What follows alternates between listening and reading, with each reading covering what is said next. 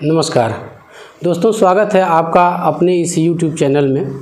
और आज की कक्षा में हम लोग जानेंगे कुछ ऐसे प्रश्न जो पिछली टेट परीक्षाओं में पूछे जा चुके हैं और कुछ प्रश्न ऐसे भी हैं जो मैं लाया हूं आपके लिए स्पेशली, जो मुझे लगता है, मेरे अनुभव से ऐसा लगता है कि वो प्रश्न जो आने वाली परीक्षा है उसमें पूछे जा सकते हैं। तो आइए शुरू करते हैं। पिछले वीडियो में मैं आपको एलसीएम और एचसीएफ से संबंधित जो थ्योरेटिकल नॉलेज होते हैं या जो सामान्य जानकारी होती है, एलसीएम क्या होता है, एचसीएफ क्या होता है, भिन्न संख्याओं का एलसीएफ एचसीएफ क्या होता है, या फिर दशमलव संख्याओं का, ये तमाम चीज़ें जो है पिछले वीडियो में हम लोगों ने डिस्कस किया था। आज की इस वीडियो में हम लोग जानेंगे कि प्रश्न किस स्तर के पूछे जाते हैं और उन प्रश्नों को करने के लिए हमको क्या तरीका अपनाना चाहिए और किस तरह से करें कि हम लोग समय बचा सकें अपना, क्योंकि ऐसी परीक्षाओं में समय भी थोड़ा सा महत्वपूर्ण है, क्योंकि बहुत ज़्यादा समय नहीं मिलता। 150 प्रश्न पूछे जाते हैं और आपको उनको करने के लिए 150 मिनट जो है वो मिलते हैं। तो उसके अंतर्गत और भी सारे विषय होते हैं और गणित के लिए थोड़ा सा हमको और ज़्यादा समय की आवश्यकता होती है। तो इस बात का आप लोग ध्यान रखिएगा कि समय ज़रा सा गणित के लिए आपके पास मिल जाए अधिक, क्योंकि 30 प्रश्न होते हैं गणित से, तो कम से कम 40-50 मिनट, अगर 40-45 मिनट यदि हम लोग बचा लेते हैं इसके लिए तो फिर हमारा काम आसान हो जाएगा। तो सवाल हम लोग देखते हैं। पहला प्रश्न है 14/33, 21/22, 42/55 का महत्तम समापवर्तक है। ये परीक्षा शायद मुझे सही से याद नहीं है, 2016 की परीक्षा में ये पूछा जा चुका है। तो आइए देखते हैं कि इस तरह का सवाल यदि पूछा जाता है तो हमें क्या करना पड़ेगा। तो एक लाइन में यहाँ पे लिख देता हूँ पहले।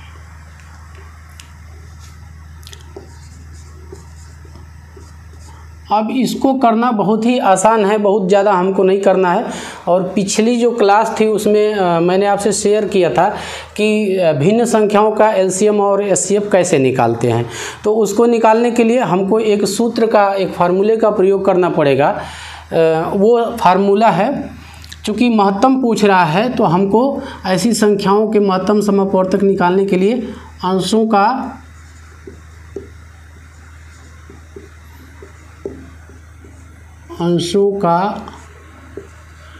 महत्तम समापवर्तक बटे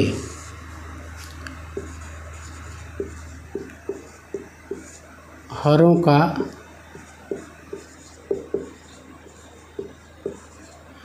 लघुत्तम समापवर्तीय। तो ये आसानी से हम लोग इसको कर लेंगे। अब अंश जो है, अंशों का हम लोग महत्तम समापवर्तक निकालेंगे। तो अंश क्या है हमारे इसमें सारे भिन्न संख्याओं में, तो देख लेंगे ये 14, 21 और 42। तो इसका हम एलसीएफ ले लेंगे। 14 यहाँ नीचे ही कर लेते हैं, 14, 21 और 42। तो ये हो जाएगा। इसका भाज्य गुणनखंड हम लोग करेंगे तो 2 × 7, 2 × 14, 3 × 21, और इसका भाज्य गुणनखंड करेंगे तो 2 × 3 = 6, 7 = 42। बिल्कुल जो ट्रेडिशनल तरीका होता है, कोई शॉर्टकट नहीं। यदि इस चीज़ को हम लोग एक बार समझ लेते हैं तो फिर ज़रूरत पड़ेगी तो उस पर शॉर्टकट भी मैं लेके आऊँगा और उसको हम लोग समझ भी सकते हैं। तो यहाँ पे लिख देंगे, चूँकि ये मसा यहाँ पे पूछ रहा है, महत्तम समापवर्तक पूछ रहा है, तो अंश हमने लिया है, इसका हम लोग महत्तम समापवर्तक निकालेंगे। और एक चीज़ मैं आपको यहाँ पे क्लियर कर देना चाहता हूँ कि जब महत्तम समापवर्तक निकालते हैं तो जो अभाज्य गुणनखंड होते हैं उसमें हम जो सब में कॉमन होता है वही अभाज्य गुणनखंड नीचे लेते हैं।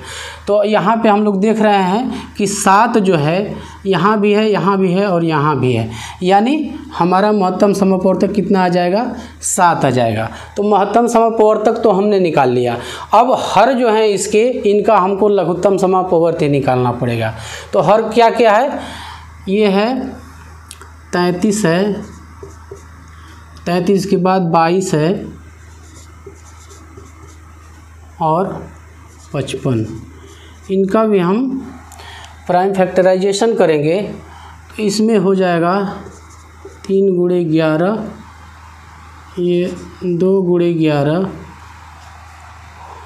और ये 5 गुणे 11। तो इस तरह से हम लोग इसका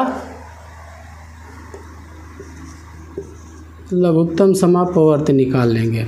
जो प्राइम फैक्टराइजेशन मेथड से हम लोग करते हैं तो किस तरह से करते हैं, तो इसको करने के लिए हमको जो भी हमने अभाज्य गुणनखंड किया हुआ है तो उसमें देखेंगे कि कौन कौन सी पहले अभाज्य संख्याएं हैं सारे लाइनों में। ये 3 हो जाएगा, क्योंकि मैंने पहले ही कहा कि बिल्कुल जो एकदम ट्रेडिशनल तरीका होता है मैं उस तरह से आपको बता रहा हूँ कि उस चीज़ें पूरी तरह से बैठ जाएं। फिर इसके बाद भी तमाम चीज़ों पे शॉर्टकट आते हैं तो उस पर भी हम लोग चर्चा करेंगे। 3 हो गया हमारा। फिर इसके बाद 2 है, वो भी एक बार ही आया है तो ये 2 आ जाएगा। फिर इसके बाद 5 है, वो भी एक बार आया है, और 11 है। तो मैंने कहा कि कौन अधिक बार आया, लेकिन सब में 11 मतलब एक बार ही आया है तो 1 11 हम लोग उतार लेंगे। गुणा कर लेते हैं तो 3 दूना 6 पचे 30, 30 में 11 से गुणा करेंगे ये हो जाएगा 330, यानी हमारा आ गया 330। तो क्या किया था हमने, महत्तम ये जो हमारा अंशों का मसा है वो कितना आया, 7 आया, और हरों का हम लोग लघुत्तम समापवर्ती निकालेंगे तो ये आया 330। तो जो ये भिन्न संख्याएं दी हुई हैं 14/33, 21/22 और 42/55 का महत्तम समापवर्तक जब हम लोग निकालेंगे तो हमारा आंसर ही आएगा ये 7/330। आशा करता हूँ कि आपको ये चीज़ें समझ में आई होगी। जो अगला सवाल हमारा है आइए उसको देखते हैं कि इसमें क्या है। तो ये सवाल मैं आपको एक बार पढ़ के सुनाता हूँ। 2 संख्याओं का योग 36 है, उनके महत्तम समापवर्तक तथा लघुत्तम समापवर्ती क्रमशः 3 तथा 105 हैं। उन 2 संख्याओं के व्युत्क्रमों का योग होगा। देखिए दोस्तों, इसको हम लोग 2 तरीक़ों से लगा सकते हैं, 2 तरीक़ों से कर सकते हैं। तो जो पहला तरीका है उस पर हम लोग बात करेंगे। थोड़ा सा मैं ये स्केच पेन बदलूँगा, ये मार्कर में कुछ थोड़ी सी दिक्कत है। तो 2 तरीक़ों से हम लोग इसको करेंगे। यहाँ पे मैं लिख देता हूँ हल। जो प्रथम विधि है उसको हम लोग उसमें क्या करेंगे, सबसे पहले जो संख्याएं हैं उनको पता करेंगे और इसके बाद हम उन संख्याओं के व्युत्क्रमों का योग करेंगे। और दूसरा जो तरीका है उसको हम लोग बाद में देखेंगे। फिलहाल ये जो पहला तरीका है वो मैं आपसे शेयर करता हूँ, उसको करते हैं हम लोग। तो यहाँ पे हम लोग मान लेंगे, माना संख्याएं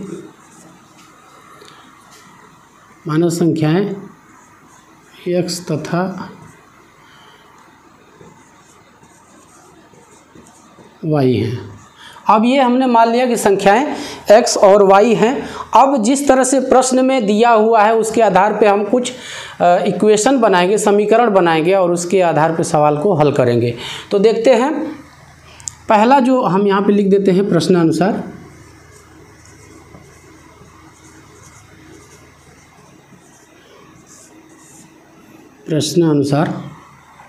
कह रहा है 2 संख्याओं का योग 36 है, यानी x और y का योग 36 है। यहीं पे मैं करता हूँ जगह तो कि थोड़ी सी कम है, x + y यानी उनको हम जोड़ते हैं तो ये 36 है। ये हमारा इक्वेशन नंबर 1 हो गया। अब दूसरी जो कंडीशन है क्या बता रहा है कि उनके महत्तम समापवर्तक तथा लघुत्तम समापवर्ती क्रमशः 3 तथा 105 है। एक फार्मूला है दोस्तों, उस फार्मूले के आधार पे हम लोग जो दूसरा इक्वेशन है, जो दूसरा समीकरण है उसको बनाएंगे। वो फार्मूला है, मैं मुजबानी ही बता देता हूँ। 2 संख्याओं का गुणनफल बराबर होता है उन्हीं दोनों संख्याओं के महत्तम समापवर्तक और लघुत्तम समापवर्ती के गुणनफल के। संख्या हमने मान लिया है x तथा y, यानी गुणनफल, यानी कि इसको हम xy लिख सकते हैं। उनके महत्तम समापवर्तक और लघुत्तम समापवर्ती के गुणनफल के बराबर होगा। तो महत्तम और लघुत्तम क्रमशः यहाँ पे दे ही रहा है 3 गुणे 105 यानी ये हो जाएगा, इसको नीचे ही कर देते हैं, तो 3 × 5 = 15 यानी 315 हो जाएगा। ये समीकरण नंबर हमारा, समीकरण नंबर अभी नहीं करते हैं बल्कि 315 यानी y बराबर यदि हम करें तो 315/x, ये हमारा समीकरण नंबर 2 हो गया। अब हमको क्या करना है, हम सीधे क्या करेंगे, समीकरण 2 से y की वैल्यू उठा के हम समीकरण नंबर 1 में रख देंगे। अब वही काम करते हैं, तो हम लिखेंगे x प्लस y की वैल्यू की जगह पे हम लोग ये लिख देंगे, y की वैल्यू लिख देंगे 315/x बराबर ये 36। आपको समझ में आया होगा, मैं आशा करता हूँ। इसको हम लोग जोड़ लेते हैं, इसका एलसीएम x हो जाएगा, यानी कि ये x टाइम जाएगा, x में x से मल्टीप्लाई करेंगे, गुणा करेंगे तो ये हो जाएगा x² प्लस x से x कैंसिल हो जाएगा, 315 बराबर 36। इसको हम लोग r पर गुणा कर लेंगे, यहाँ बाय डिफ़ॉल्ट हमारा डिनोमिनेटर 1 होगा, यानी इसको आगे बढ़ा के मैं लिख देता हूँ x² minus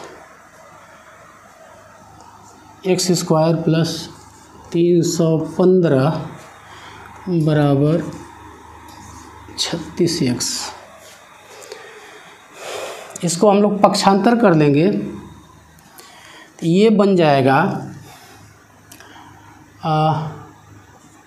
x² minus 36x plus 315 बराबर 0। ये एक त्रिघात समीकरण बन गया। इस त्रिघात समीकरण को हम लोग हल कर लेंगे। यह है x² माइनस 36x प्लस 315 बराबर 0। इस समीकरण को हल करना हम लोग जानते हैं। मैं इससे पहले की वीडियो में भी मैं बता चुका हूँ इस बारे में, चाहें तो आप ये वीडियो जाके देख सकते हैं, ये डिस्क्रिप्शन में मैं लिंक दे दूँगा। लेकिन इसको करने के लिए हमको इस 315 को हम लोग डिवाइड करेंगे और इस तरह से करेंगे कि जोड़ें या घटाएं, ये 36x यहाँ पे आना चाहिए। तो इसको हम लोग डिवाइड करते हैं, 315 इसको डिवाइड कर देंगे इस तरह से। तो 3 से करते हैं, 3 दहा में 30, 3 पचे 15, फिर 3 से करेंगे, 3 तिहाई 9, 3 पचे 15, फिर 5 से करते हैं, 5 सते 35, इसके बाद 7 से करेंगे तो ये आ गया 7 गुणे 5 गुणे 3 गुणे 3। अब इसको इस तरह से हम लोग 2 गुणनखंडों के रूप में करेंगे, जिसको हम लोग जोड़े या घटाए तो यहाँ पे -36 आ जाए।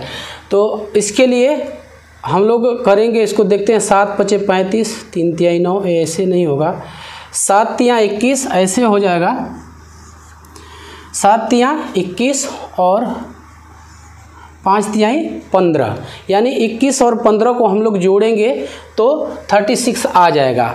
तो वही करेंगे, यहाँ पे लिख देंगे x² माइनस 21x माइनस, क्योंकि माइनस माइनस जुड़ेगा, 15x प्लस 315 बराबर 0। अब इसमें हम लोग कॉमन निकालेंगे, यहाँ से कॉमन हो जाएगा x माइनस 21 और यहाँ पे -15 कॉमन निकल जाएगा, तो ये हो जाएगा x माइनस। दोस्तों आप सोच सकते हैं कि यहाँ पहले प्लस था फिर माइनस क्यों हो रहा है, तो यहाँ जब माइनस से हम लोग मल्टीप्लाई करेंगे, जब गुणा करेंगे तो अंदर का चिन्ह जो है वो बदल जाएगा। तो यहाँ पे हो जाएगा x माइनस। अब यदि हम लोग इस तरह के सवालों के करने का अभ्यास है तो हमको पता चल जाएगा कि x माइनस 21 ही आएगा। ये भी जब गुणा करेंगे तो 15 दूना के 30 और 15 एकम 15, ये बराबर 0 है, यानी हम देख सकते हैं कि ये भी कॉमन हो गया हमारा। तो x माइनस 21 21 एक कोष्टक में हो जाएगा और दूसरे कोष्टक में हो जाएगा हमारा x माइनस 15। अब हमको पता चल चुका है अनुभव के आधार पे, यदि मैंने पहले ही कहा कि इस तरह के सवाल यदि हम लोग करेंगे, पहले से करते रहेंगे, तो हमको पता चल जाएगा उसी समय की संख्याएं 21 और 15 हैं। लेकिन अब वो संख्याएं मैं आपको निकाल के दिखाता हूं कि कैसे इसको प्रॉपर तरीके से निकालेंगे हम लोग। तो निकालने के लिए हम इसको ऐसे करेंगे, x माइनस 21 बराबर 0 है, तो x बराबर हो जाएगा हमारा 21। अब एक संख्या हमको पता चल गई और दूसरी संख्या निकालने के लिए हम देखते हैं कि यहाँ पे x प्लस वाई 36 है, तो एक संख्या हमको पता चल गई है पहले से, यानी हम उसको लिख सकते हैं कि 21 प्लस वाई बराबर 36 होगा। y बराबर यानी दूसरी संख्या हमको पता करने के लिए ये घटा देंगे, तो ये आ जाएगा 15। यानी एक संख्या हमारी जो है 21 है और दूसरी संख्या जो है हमारी वो 15 है। अब सवाल में क्या कह रहा है कि उन दो संख्याओं के व्युत्क्रमों का योग होगा। व्युत्क्रमों का योग पूछ रहा है। व्युत्क्रमों के बारे में मैं बता चुका हूँ आपको, हम लोग पढ़ चुके हैं, लेकिन यहाँ पे चूँकि सवाल में पूछा है तो मैं करता हूँ उसको।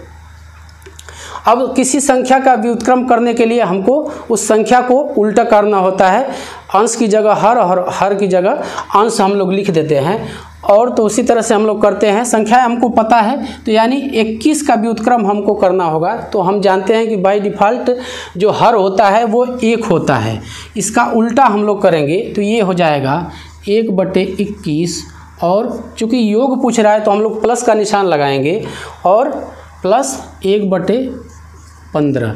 एलसीएम लेते हैं 21 और 15 का, तो यहाँ पे थोड़ा सा कर लेते हैं 21 15, 3 सते 21 और 3 पचे 15, यानी ये हो जाएगा 3 गुणे 5 गुणे 7, तो 3 पचे 15, 15 सते 105। 105। अब 105 को 21 से डिवाइड करेंगे तो कितने टाइम जाएगा? 21 5 बार जाएगा ये, यानी 5 + 7, 15 7 105, और फिर इसके बाद 7 5 12 बटे ये हो जाएगा 105। कितनी बार में कटा सकते हैं हमको? 3 चौके 12, 3 तिया 9, 3 पचे 15, यानी अब ये इससे छोटा नहीं हो सकता, 4/35। तो आंसर हमारा यही होगा 4/35। ये भी सवाल 2016 की टेट परीक्षा में पूछ चुका है। तो यदि इससे संबंधित आपको कुछ और चीज़ें क्लियर करनी हो तो आप कमेंट करिएगा, मैं ज़रूर उसको क्लियर करने की कोशिश करूँगा। आइए अब देखते हैं अगला सवाल क्या है। दोस्तों, अब इसी सवाल का जो दूसरा तरीका है, मैंने कहा था कि एक तरीका हम लोग देखते हैं, दूसरा तरीका मैं आपको बाद में बताऊंगा। तो दूसरा तरीका देखते हैं। वो दूसरा तरीका क्या है? वो तरीका थोड़ा सा हमको और आसान होगा, क्योंकि इतनी ज़्यादा संक्रियाएं हमको करने की ज़रूरत नहीं पड़ेगी। वो तरीका क्या है, आइए देख लेते हैं।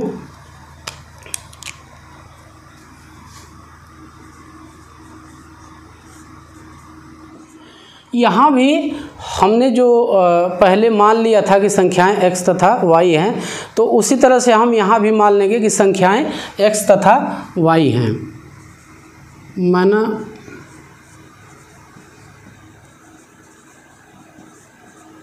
संख्याएं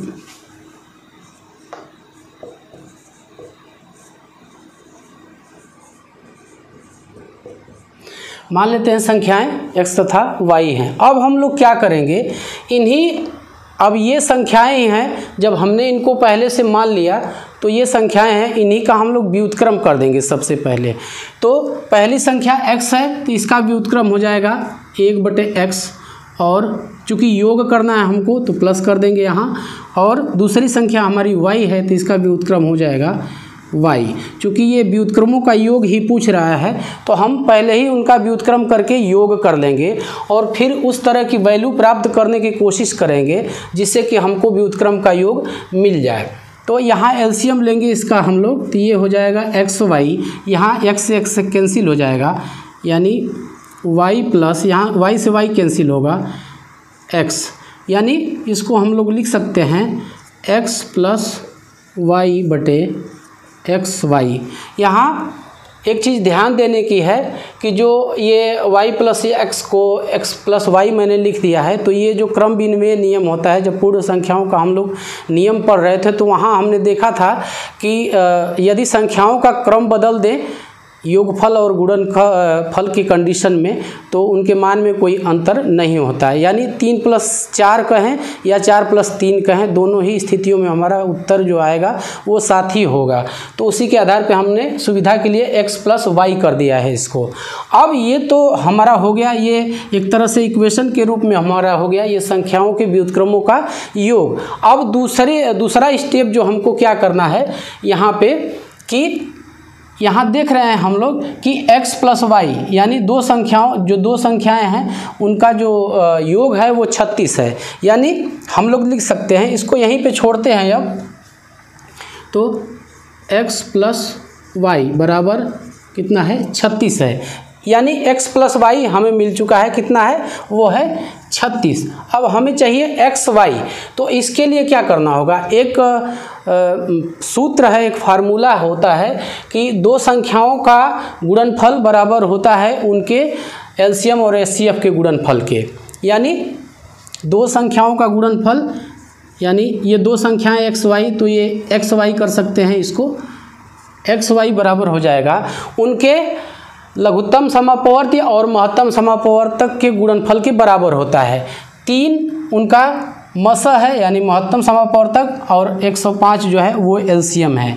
यानी ये हो जाएगा एक्स वाई बराबर 3 गुणे 105, यानी इसको लिख सकते हैं 315। यानी एक्स वाई हमारा आ गया कितना 315। अब हमें दोनों वैल्यू मिल चुकी है, एक्स प्लस वाई भी हमको प्राप्त है और एक्स वाई भी वो हमें प्राप्त हो गया।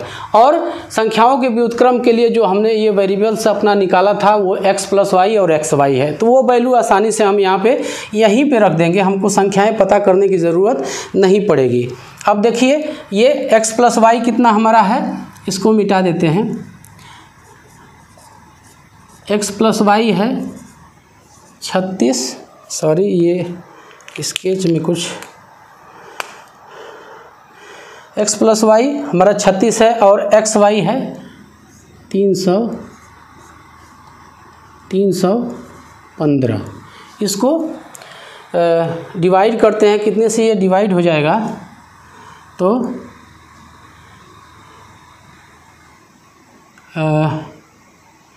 9 चौके 36 और 9 तिया 27, 9 पचे 45, ये 9 से डिवाइड हो जाएगा यानी 4/35। तो जो इतनी लंबी प्रक्रिया हमको यही उत्तर होगा, इतनी लंबी प्रक्रिया हमको नहीं करनी पड़ेगी, बल्कि एक तरीका ये भी है जिसको करके हम समय अपना बचा सकते हैं। अब आइए देखते हैं कि अगला सवाल क्या है। दोस्तों जो अगले 2 सवाल हैं उनको मैंने यहाँ वाइट बोर्ड पे लिख रखा है और आइए देखते हैं कि ये सवाल क्या है और इनको हम लोग कैसे हल करेंगे। ये तीसरा सवाल है, दो संख्याओं का महत्तम समापवर्तक 13 तथा उनका लघुत्तम समापवर्त 1989 है। यदि उनमें से एक 117 है तो दूसरी संख्या क्या होगी। अब इसको करने के लिए आप लोग जानते हैं इस तरह का हमने एक सवाल इससे पहले वाले में किया है, बल्कि इस तरह का फार्मूला लगाया था वहाँ पे, तो उसी फार्मूले के आधार पे इसको हम लोग करेंगे। बहुत आसान सा है, लेकिन किसी कारणवश जब वो सूत्र वो फार्मूले हमारे दिमाग से हट जाते हैं तो फिर इस तरह के सवाल करने में हमें दिक्कत आती है। तो इसको हम लोग करते हैं, यहाँ पे लिख देते हैं हल। वो सूत्र होता है दो संख्याओं का गुणनफल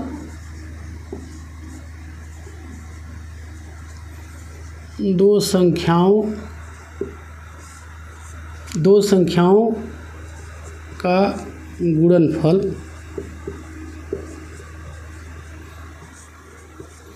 बराबर होता है उन्हीं दोनों के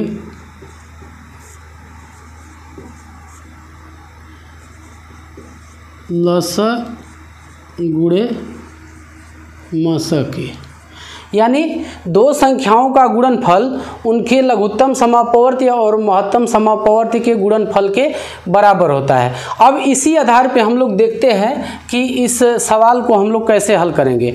अब यहाँ पे लसअ और मसअ दोनों दे दिया है, चूँकि महत्तम समापवर्तक 13 है और लघुत्तम समापवर्ती 1989 है, और एक संख्या भी दे दिया है। यानी अगर दूसरी संख्याएँ यदि एक्स वाई हों, x और y हो, तो उसमें से एक 117 दे दिया, तो दूसरा मान लेते हैं कि एक संख्या हमारा जो है वो x है। और तो यानी कि अब इस फार्मूले के आधार पे यदि इनको हम रखें तो यहाँ करेंगे x गुणे 117। अब ये बराबर होगा उनके एलसीएम और एचसीएफ के। तो अब देख रहे हैं यहाँ एचसीएफ 13 है और एलसीएम है 1989। यहाँ तक आपको समझ में आ गया, यहाँ तो कोई दिक्कत नहीं है। यानी इसको हम लोग लिख सकते हैं, बहुत सामान्य सा ये संक्रिया है। x बराबर 13 गुणे 1989 बटे 117, इसको हम लोग कटा लेंगे तो ये हो जाएगा 13 नवा 117 और 9 दूना 18, 9 दूना 18, 9 एकम 9, तो ये 221 बार में कट जाएगा। यानी दूसरी संख्या हमारी आ गई 221। बहुत आसान सा है और इन चीज़ों का प्रयोग हम लोग अक्सर ये करते रहते हैं। लेकिन मैं आपसे एक चीज़ ये ज़रूर कहना चाहूँगा कि जो टेट परीक्षा की जो रूपरेखा है और जो उसमें सवाल पूछे जाते हैं, वो कभी भी आपसे इस तरह से नहीं पूछेगा कि कोई 2, 4, 6, 8, 10 दे दिया और उसका एलसीएम या एचसीएफ पूछ लिया, इस तरह से नहीं आता है। बल्कि एक ही सवाल के अंदर वो कई चीज़ें पूछते हैं और उसका जवाब चाहते हैं हमसे। तो आप लोग घबराइएगा नहीं, वो सारी चीज़ें हो जाती हैं। बस ये सुन के कि नहीं, बस बिल्कुल सामान्य रूप से नहीं पूछता है और इसके लिए हम लोग थोड़ा सा असंतुलित हो, असहज हो, बल्कि हमको अच्छी तरह से क्रमिक रूप से अध्ययन करना है और इन चीज़ों को हम लोग आसानी से समझ सकते हैं। तो अगला सवाल जो है उसको हम लोग देखते हैं। जैसे यहाँ पे लिखा हुआ है, इसके बारे में भी हम लोग पढ़ चुके हैं। तो ये पूछ रहा है 2/3 तथा 3/4 का लघुत्तम समापवर्ती है। अब भिन्न संख्याओं के लघुत्तम समापवर्ती के बारे में हम लोग पढ़ चुके हैं, इसको भी जल्दी से कर लेते हैं। यहाँ लिख देते हैं हल। तो अब भिन्न संख्याओं के लिए क्या करते हैं, अब चूंकि एलसीएम पूछा है, लघुत्तम समापवर्ती पूछा है, तो इनके जो अंश होंगे उनका हम लघुत्तम समापवर्ती निकालेंगे और जो हर होंगे उनका हम महत्तम समापवर्तक निकाल देंगे। तो अंशों का यहाँ मैं लिख देता हूँ फार्मूलों को थोड़ा सा। ये होता है अंशों का लसअ, ये लघुत्तम समापवर्ती के लिए है। मसअ के लिए इसी का ठीक उल्टा हो जाएगा, और बटे हरों का मसअ। यहीं पे बारी बारी से हम लोग निकाल लेते हैं। अंश क्या है, एक में 2 है और 3 है, तो 2 और 3 का हमको लघुत्तम समापवर्ती निकालना होगा। तो ये 2 गुणे 3 सीधे हो जाएगा 6, आप जानते हैं और मैं निकाल के दिखा भी चुका हूँ, बहुत आसान सा है। और एचसीएफ हमको लेना पड़ेगा उनके हरों का, तो 3 और 4 इनका हमको यहाँ पे थोड़ा सा, ये एलसीएम है और एचसीएफ कितना हो जाएगा 3 और 4 का, तो 3 और 4 का एचसीएफ क्या होगा 1 गुणे 3 होगा और 1 गुणे 2 गुणे 2 ये होगा। लेकिन इसमें हम लोग देख रहे हैं कॉमन नहीं है, कोई भी कॉमन नहीं होगा, तो ये जो है लघुत्तम महत्तम समापवर्तक हमारा इसका 1 आएगा। यानी इसका एचसीएफ कितना आएगा 1 आएगा। चूँकि कोई कॉमन ही नहीं है उसमें, यानी अब लस बटे मस, यानी 6/1 एलसीएम हमारा 6 आया था और महत्तम समापवर्तक जो है हमारा 1 आ गया। 6/1 यानी ये होगा 6। तो इसका 2/3 और 3/4 का लघुत्तम समापवर्त जो है हमारा वो 6 आएगा। अब ये 4 सवाल हमने देख लिए, 2 सवाल और हैं, उनको भी देख लेते हैं। दोस्तों आखिरी 2-3 छोटे छोटे सवाल हैं, उसको मैंने यहाँ वाइट बोर्ड पे लिख रखा है। आइए देखते हैं कि इन सवालों को हम लोग कैसे करें। ये चीज़ मैं बताना चाहूँगा कि इस तरह के प्रश्न जो है, इस तरह के सवाल टेट की परीक्षा में और अन्य प्रतियोगी परीक्षाओं में भी निश्चित पूछे जाते हैं, बार बार पूछे जाते हैं। प्राय ये देखा है हमने कि इस तरह के सवाल टिकी बहुत ज़्यादा पूछे जाते हैं। तो ये जो अगला सवाल है इसको मैंने यहाँ पे लिख रखा है, इसको मैं पढ़ता हूँ। वह छोटी से छोटी संख्या ज्ञात कीजिए जिसमें से 7 घटाने पर शेष बची संख्या 20, 28, 35 तथा 105 में से प्रत्येक से पूर्णतया विभक्त हो जाए। अब हमें इस तरह की छोटी से छोटी संख्या प्राप्त करनी है। और जहाँ देखिए एक चीज़ मैं बताना चाहूँगा, जब छोटी से छोटी आता है तो इसका मतलब कि ये एलसीएम से ही संबंधित, लघुत्तम समापवर्त से ही संबंधित सवाल है। अब उसको करने के लिए हमको ये करना होगा, ये कह रहा है कि 7 घटाने पर शेष बची संख्या, 7 घटाने पे, तो इसमें कुछ नहीं करना है, बस ये थोड़ा सा इसमें लगा दिया है ताकि हम कंफ्यूज हो और सवाल गलत करें। तो इसमें कुछ नहीं है। इसको करने के लिए हमको सबसे पहले ये जो संख्याएं जो दी गई हैं इनका हम लघुत्तम समापवर्त निकाल लेंगे और फिर उसमें 7 जोड़ देंगे। बहुत आसान है। यहाँ इसको हम लोग करते हैं और इसी प्रश्न में हम लोग रेगुलर जो एलसीएम निकालते हैं उसको देख भी लेंगे। तो संख्याएं कौन से है, सीधे इसका हम लोग जो संख्याएं उनका अभाज्य गुणनखंड करते हैं और जो भी लघुत्तम समापवर्त आएगा उसमें हम लोग 7 जोड़ देंगे। तो ये संख्याएं हैं 20, 28, 35 और 105। इनका अभाज्य गुणनखंड करते हैं हम लोग, तो ये हो जाएगा 2 दूना 4 पचे 20।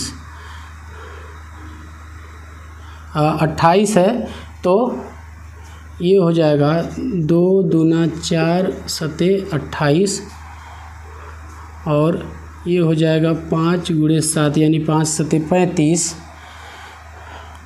और ये होगा 3 पचे 15 सते 3 पचे 15 सते 105।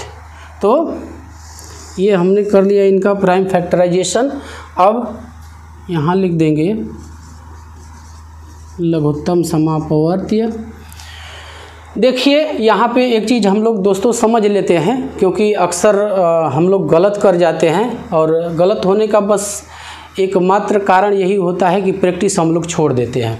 तो मैं एक बार फिर से ये जो है इसको निकालने के लिए जो तरीका क्या है एलसीएम और एचसीएफ का, यही दोनों मैं बता देता हूँ कि एलसीएम जब हम लोग लेते हैं तो जो भी ये हमारी पंक्तियाँ हैं या लाइनें हैं, 1 2 3 4 लाइनें हैं टोटल, पहले हम लोग उसमें ये देखेंगे कि कौन कौन से अभाज्य गुणनखंड हैं। तो हम लोग यहाँ इसमें इस सवाल में देख रहे हैं कि 2 है, 3 है, 5 और 7, ये 4 अभाज्य गुणनखंड हैं इसमें। तो हमको इसमें देखना क्या है, हमें ये देखना है कि किस लाइन में जो अभाज्य गुणनखंड है सबसे ज़्यादा बार आया है। जैसे 2 को ही हम लोग लेते हैं तो हमें देखना पड़ेगा कि किस लाइन में सबसे अधिक बार आया है। अब इसके लिए देखिए इसमें 2 बार आया है, इसमें भी 2 बार आया है, बाकी कहीं नहीं आया है, यानी कि ये दोनों लाइनों में बराबर बार आया है। इसलिए हम लोग ये दोनों 2 उतार लेंगे यहाँ पे। अब 2 के बाद जो हमारा अगला अभाज्य गुणनखंड है वो है 3, यानी ये सबसे नीचे 1 बार आया है, यानी सबसे अधिक बार ये इसी में आया है, क्योंकि बाकी जो लाइनें हैं उसमें आया ही नहीं है। तो ये 3 हो जाएगा। इसके बाद हमारा है 5, तो देख रहे हैं यहाँ भी 5 एक बार आया है, यहाँ भी आया है और यहाँ आया है। सब में एक एक बार ही आया है। यदि 2 बार आता तो 2 5 हम लोग उतार लेते, लेकिन चूंकि एक ही बार आया है तो यहाँ पे हम एक बार उतार लिए 5। और फिर 7 पे आते हैं तो ये देख रहे हैं कि ये भी एक ही बार आया है। अब हम इसका गुणा कर लेते हैं हम लोग। अब बाकी अभाज्य गुणनखंड कोई नहीं है, अब इसको गुणा कर लेते हैं। तो 2 दूना 4, 3 12, 5 60, 60 में 7 से करेंगे तो 6 7 42, 420, 420 ये आ गया लघुत्तम समापवर्ती 420। अब एक चीज़ ध्यान देने की है दोस्तों कि ये कह रहा है कि जिसमें से, ये मैं अंडरलाइन कर रहा हूँ इसको, जिसमें से 7 घटाने पर शेष बची संख्या, यानी 7 घटाएगा इसमें से, वो छोटी से छोटी संख्या तो हमको मिल गई, लेकिन इसमें से 7 घटाएगा तो हम इसमें पहले ही 7 जोड़ देंगे। यानी अब ये हो जाएगा 427। अब देखिए 427 में से यदि 7 घटाएंगे तो क्या बचेगा, इसका एलसीएम ही बचेगा, इसका एलसीएम ही इन संख्याओं का बचेगा। तो अब ये सबसे पूर्णतया विभक्त हो जाएगा क्योंकि उसी का एलसीएम बचा है, तो 7 जोड़ देंगे। तो इसी तरह के छोटे छोटे पॉइंट्स उसमें ऐड करके बोर्ड जो है ये जानना चाहता है कि हम कितना सतर्क हैं, कितना सावधान हैं अपने प्रश्नों को लेकर के, या विषय पे हमारी समझ किस तरह की है। अब यहाँ पे एक और है, एक अगला सवाल है। देखिए ये मैंने लिखा हुआ है, ये घात है, घात के रूप में लिखी हुई है कुछ संख्याएं, जैसे 17 की घात 5, 17 की घात 9 और 17 की घात है 11। अब इसका एलसीएम पूछ रहा है। तो ये हम लोग को पता है, मैं आपको एक बार ये बता देता हूँ कि जब भी हम लोग घातांकों का एलसीएम लेंगे, और यहीं पे दोनों के बारे में मैं बता दूंगा आपको, जब घातांकों का हम एलसीएम लेंगे जिनका आधार समान हो, एक बार ध्यान रखिएगा, ये 17 जो है इसको हम लोग आधार कहते हैं।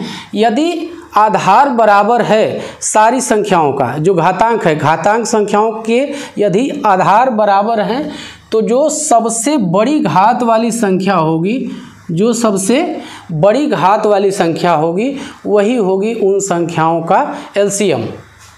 तो यहाँ पे इसमें एलसीएम पूछ रहा है तो हो जाएगा ये 17 की घात 11। आगे बात समझ में। अब इसी के नीचे एक सवाल, ये भी घात के रूप में ही संख्याएं लिखी हुई हैं। लिख रहा है कि 8 की घात -6, 8 की घात -10, 8 की घात -15 का मस क्या होगा। तो इसको करने के लिए अब यहाँ पे ध्यान दीजिए, ध्यान देने वाली चीज़ ये है कि ये घात जो है ये माइनस में है, और यहाँ पे लघुत्तम समापवर्ती पूछा था, लेकिन इस वाले सवाल में घातांक संख्याओं का महत्तम समापवर्तक पूछा है। तो जैसा कि हमने देखा कि जब लघुत्तम समापवर्ती घातांकों का हमको निकालना होगा जिनका आधार समान हो, एक बात ये ध्यान दीजिएगा कि आधार उनके बराबर होने चाहिए, इक्वल होने चाहिए। उस कंडीशन में, उस दशा में जो सबसे अधिक घात वाली संख्या होगी वो हमारा एलसीएम होगी। और ये जो हमको घातांकों का यदि महत्तम समापवर्तक निकालना होगा तो उसमें जो सबसे कम घात वाली संख्या होगी, जो जिनके आधार समान हो, सबसे कम घात वाली जो होगी वो हमारा होगा महत्तम समापवर्तक। अब इसमें इनमें से हमको जो है कि छांटना है कि सबसे कम घात किसकी है। जैसे 8 की घात -6, 8 की घात -10, 8 की घात -15। तो यहाँ पे हम लोग देख रहे हैं कि सबसे कम घात वाली संख्या 8 की घात -15, क्योंकि माइनस वाला है तो जो सबसे ज़्यादा होगा वो कम होगा, ये चीज़ हम समझ सकते हैं। तो यहाँ पे मसा हो जाएगा कितना, मसा हो जाएगा, मसा बराबर 8 की घात -15। ये दोस्तों आशा करता हूं कि आप लोग समझ गए होंगे, जब घातांकों का हम एलसीएम या एचसीएफ निकालेंगे, एलसीएम की दशा में ऐसे घातांक जिनके आधार बराबर हों, तो जो सबसे अधिक घात वाली संख्या होगी वो लघुत्तम समापवर्तीय होगी, और जब हमको उन्हीं संख्याओं का महत्तम समापवर्तक निकालना होगा तो जो सबसे कम घात वाली संख्या होगी वो जो है हमारी महत्तम समापवर्तक होगी। तो आशा करता हूं कि आपको ये सवाल समझ में आए होंगे। यदि आपके कोई सवाल हो तो आप हमसे पूछ सकते हैं, मैं जल्दी ही उसका निराकरण करने का, उसका हल खोजने की कोशिश करूंगा। और एक चीज़ आपसे ज़रूर कहना चाहूँगा चलते चलते कि आप अपनी तैयारी अभी से शुरू कर दीजिए, क्योंकि परीक्षा की तिथि की घोषणा कभी भी हो सकती है, और हो सके तो हमें सपोर्ट कीजिए। मिलते हैं अगली क्लास में, तब तक के लिए नमस्कार।